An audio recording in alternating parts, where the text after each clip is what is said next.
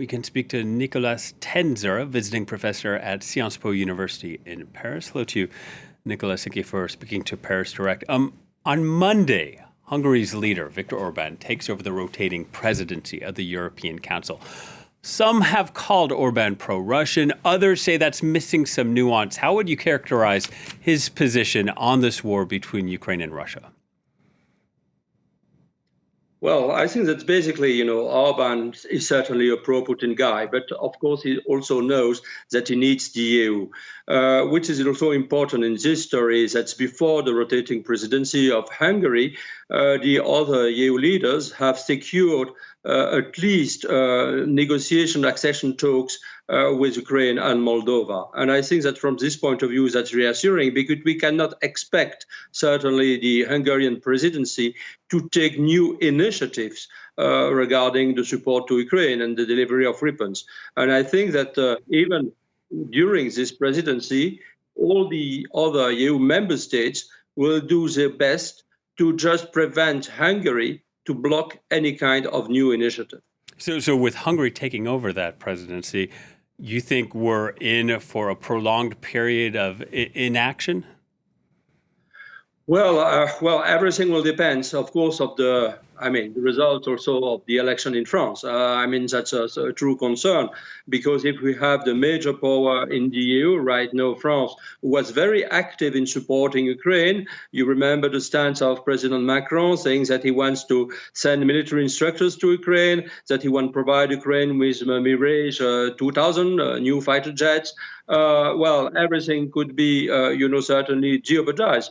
But if the elections of France have, I would say, a good result, it means without a full victory of National Rally, Marine Le Pen's party, then maybe I think it will be very difficult for Hungary alone, plus, let's say, Slovakia or Austria, to block, the support.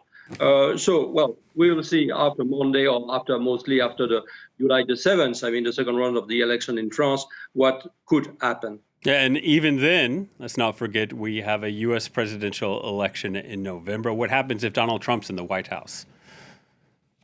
Yes, that's a true concern because if we have no more support for France, if we have no more support from the US, then certainly Ukraine will be in a very difficult position because I cannot imagine that with only, let's say, the UK, Poland, plus the Baltic states and some other states, it will be certainly enough to support Ukraine until victory.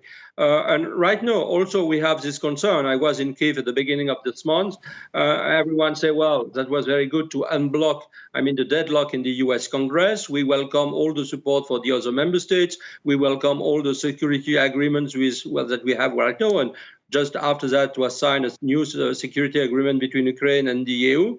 But it will be certainly not enough to reconquer the territories still occupied by Russia. And I think we need to do much more. And if we have, Trump in the White House, plus the National Rally having a majority in the House in France, certainly it will be very difficult to move forwards and basically to not only to protect Ukraine, but to make Ukraine win this war fully.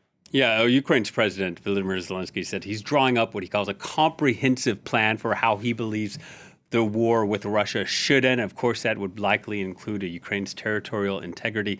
The only thing is we know Putin doesn't want to negotiate. So what is the significance of Zelensky's plan? What is the point of it? Who is he really trying to address? And what's his message in it? I think the first message is, first of all, that, of course, Ukraine wants peace. And basically, if we consider the suffering of the Ukrainian people, we have already certainly more than 100,000 people died in Ukraine because of Russia. We want peace. We are not an obstacle to peace. Certainly, Russia is, because Russia has declared this war, and basically Vladimir Putin doesn't want to end this war. It will continue whatever it takes. Even if you have 1 million servicemen, from Russia dying, in this war, certainly Putin Putin will continue.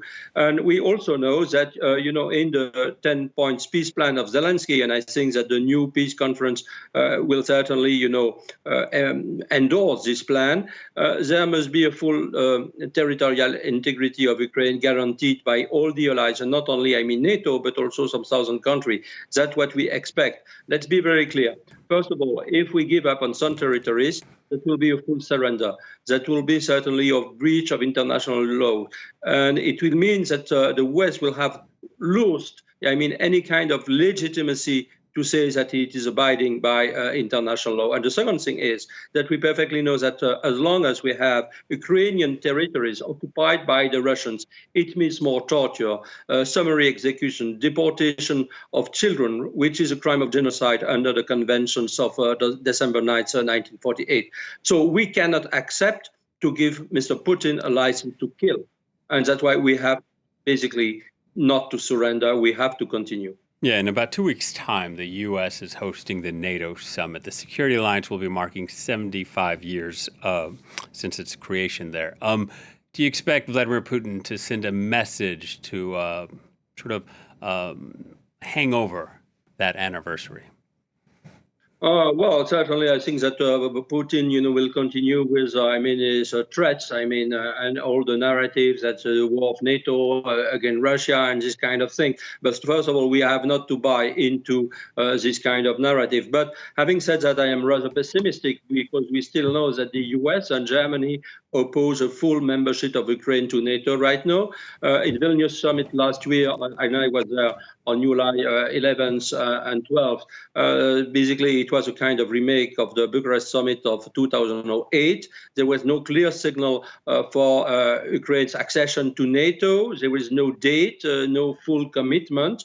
And I think I could be very pessimistic of what, the next Washington summit will resemble. I cannot see what kind of real progress, very unfortunately, with the exception of commitment in words, will result from this summit. Professor, thank you very much for your time. Nicolas Tenzer speaking to us. Thank you.